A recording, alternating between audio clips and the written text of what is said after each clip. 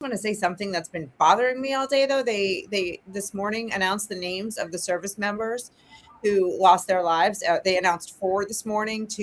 They hadn't finished family notifications, and one of them was a woman named Nicole Amore. And it really bothers me. It bothers me that they all died, but I'm just going to go and, while I have the mic, say we should not have women in combat or combat zones anywhere that they could be potentially uh, captured, because this woman is a mother of 2. These children now have no mother. Had she been captured, God only knows what kind of horrible torture and rape she would have endured. And I don't know. I'm just on a soapbox about that because it's really bothering me. No, that's fine. No, that you're entitled to say that.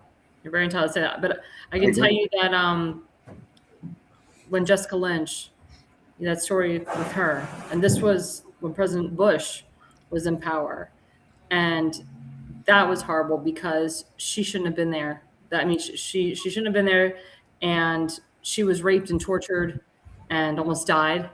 And I know when Trump came in, he said that we'll never have another Jessica Lynch situation. I know Pete Hegseth feels the same way.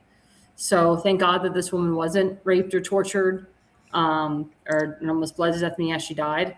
But I know that, Pete Hegseth said, we will have women at the front lines if we feel that they are capable. But he knows that men are, especially when it comes to combat, men potentially can be stronger than women. That's why he got rid of all the transgenders out of the damn military. So if this woman was put in combat, it's a possibility that she had the skills to do it. Yes, it's very sad that she died, but I don't think Pete would just blatantly put someone in harm's way like that if he thought, she wasn't capable, if that makes sense. Was she in a combat role, or was she in a support role in a building that was missile? I think she was in Bahrain. I thought she was in a combat role.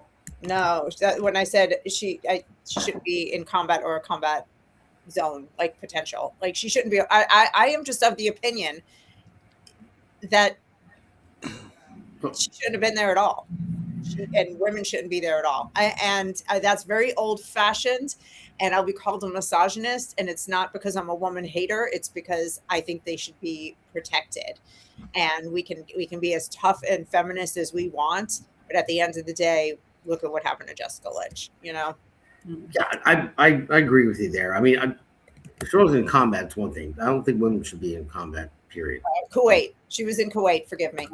But if you're in a combat zone, I mean, if she has a special capability, maybe she's a code cracker, maybe she's something else, then I'm all right with that. But I don't think women should be in combat at all fighting with men, because we talked about this before. I think it was probably like 10, 15 episodes ago.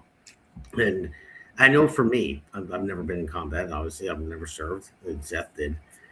But if I was serving, next to a woman, and I would be worried about protecting her more than my mission. That's just me. Maybe it is old fashioned, like you said. It would throw you off. I will say this. When I was in the Navy, ships were not co-ed. It was all male ships. Communication ships and hospital ships like the USS Comfort were co-ed. There were both men and women on both ships. And and this is the exception, not the rule. I've met women who are in the Navy that I would gladly serve next to, as opposed to some men I met. That is the exception. Yeah. And I will say again that my daughter, I would put her up against most men in a 3-rounder and probably put my money on her. And she was in the Navy. So, yeah, I agree with Elena. Women shouldn't serve in a forward role or combat role.